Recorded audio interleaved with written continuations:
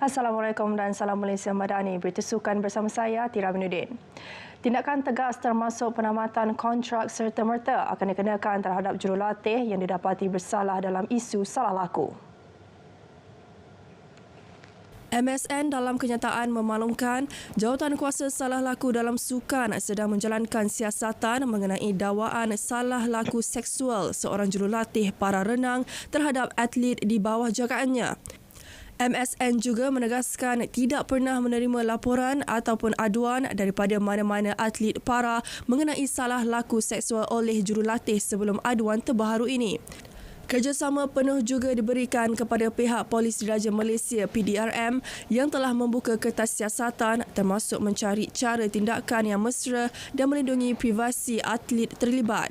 Semalam, sebuah media tempatan melaporkan Majlis Paralimpik Malaysia MPM mengesahkan seorang jurulatih para telah disiasat kerana melakukan gangguan seksual ke atas seorang atlet para bawah umur. Liga Hoki Malaysia MHL 2024, Pasukan Tenaga Nasional Berhad TNB mengakhiri penantian 21 tahun untuk merangkul kejuaraan selepas membelasah GMN's Bees 22-1 di Stadium Hoki Nasional Bukit Jalil semalam. Ini adalah gelaran ke-6 dimenangi TNB selepas kali terakhir menjulang gelaran pada 2003. Muhammad Azrai Aizat Abu Kamal muncul sebagai penjaring terbanyak dengan meledak 5 gol. Sementara itu, jurulatih pasukan Nur Saiful Zaini mengakui kehadiran pakar pukulan sudut penalti Korea Selatan Jang Jong-hyun banyak membantu dalam mengubah rentak permainan pasukan. Lebih manis apabila anak buah Nur Saiful Zaini sebelum ini telah menjuarai Piala Sumbangsih 2024 selepas meraih kemenangan 3-1 menerusi penentuan shootout ke atas Terengganu Hoki Team pada awal Februari lepas. Dalam satu lagi aksi, pasukan THT muncul naib juara selepas menewaskan Maybank 4-3. Penentuan kejuaraan bagi kumpulan wanita akan diadakan Khamis ini melibatkan Malaysian University yang kini menghuni tangga teratas Liga dengan 20 mata. Diikuti Lining dan PDRM Blue Warriors yang masing-masing mengumpul 18 mata. Menjelang kejohanan badminton All England 2024 di Birmingham, England bulan depan, kesabaran yang tinggi akan menjadi kunci utama buat beregu campuran negara Chen Tangji, Toh Iwei sekiranya mahu melangkah jauh dalam saingan. Gandingan di ranking ke-9 dunia itu bakal menghadapi ujian getih berdepan juara dunia 2021 dari Thailand, Dechapu Pavaranukroh Sapsiri, Thairatan Nachai pada aksi pembukaan. Ketua Jurulatih Beregu Campuran Negara Nova Widianto berkata, pasangan tersebut khususnya Tangji gemar beraksi dengan terburu-buru bagi mendapatkan mata berdasarkan persembahan ketika tumpas pada final Masters Thailand 2024 awal bulan ini.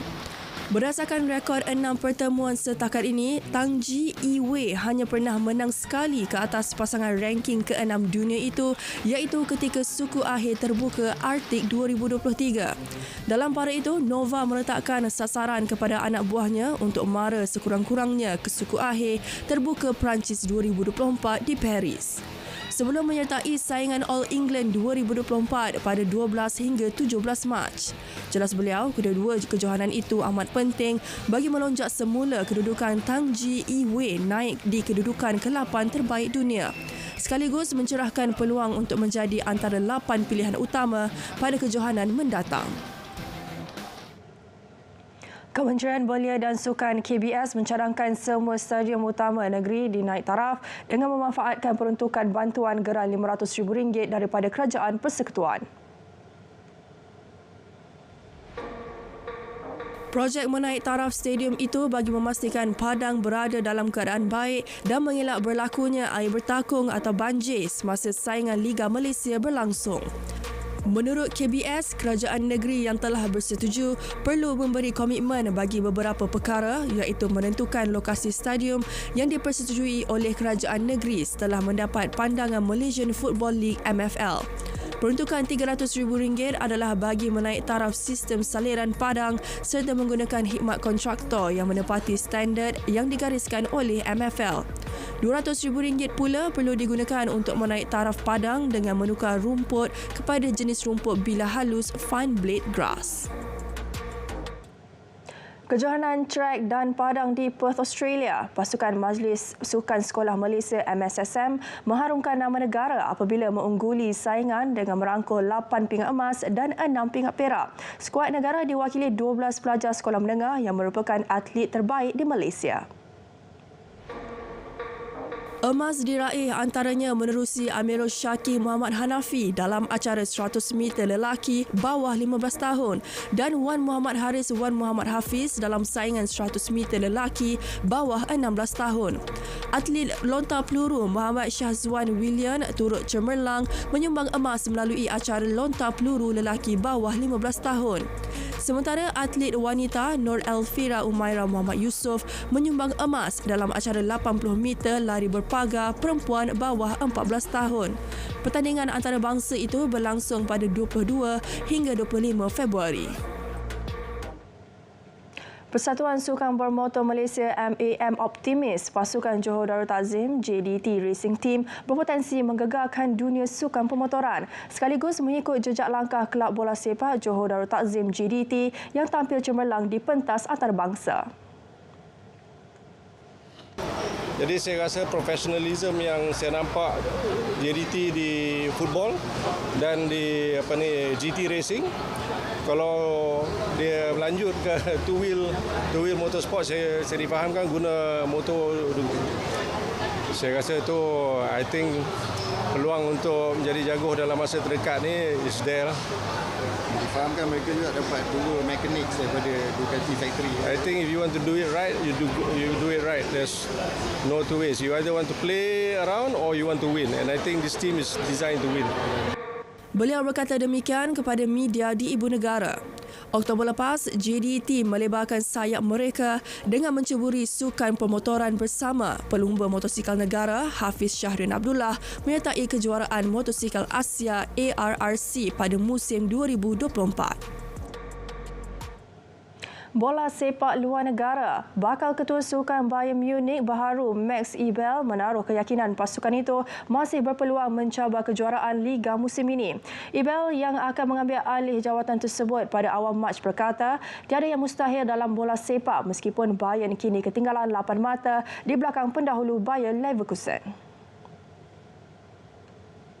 Beliau pernah beraksi selama 15 tahun di Bayern Munich sebagai pemain remaja dan pro sehingga 1994. Eberl sebelum ini berkhidmat sebagai pengarah sukan Borussia Mönchengladbach selama 14 tahun sebelum menyertai RB Leipzig pada 2022. Leipzig memecatnya pada September selepas spekulasi media yang mengaitkannya dengan perpindahan ke Bayern. The Bavarians minggu lalu memutuskan untuk berpisah dengan jurulatih Thomas Tuchel pada akhir musim susulan prestasi buruk dipamerkan pasukan musim ini. Jurulatih berusia 50 tahun itu mengambil alih Bayern pada Mac tahun lepas dan berjaya membawa pasukan meraih gelaran Liga ke-12 berturut-turut. Status ketua pasukan Red Bull Christian Horner bakal ditentukan dalam masa terdekat sebelum bermulanya perlumbaan Grand Prix Formula 1 F1 di Bahrain Sabtu ini. Horner didakwa melakukan salah laku di tempat kerja terhadap seorang kaki tangan wanita dan satu siasatan dalaman dilakukan pasukan itu. Horner bagaimanapun menafikan dakwaan tersebut. Menurut sumber, hasil siasatan itu dijangka diketahui sebelum perlumbaan disahih atau dalam tempoh 48 jam berikutnya. Red Bull telah melantik peguam luar untuk melakukan siasatan. Pasukan yang berpangkalan di Britain itu tidak mempunyai kawalan terhadap siasatan tersebut. Horner dan pasukannya meraihkan musim paling dominan dalam sejarah Formula 1 tahun lepas bersama Red Bull memenangi 21 daripada 22 perlumbaan.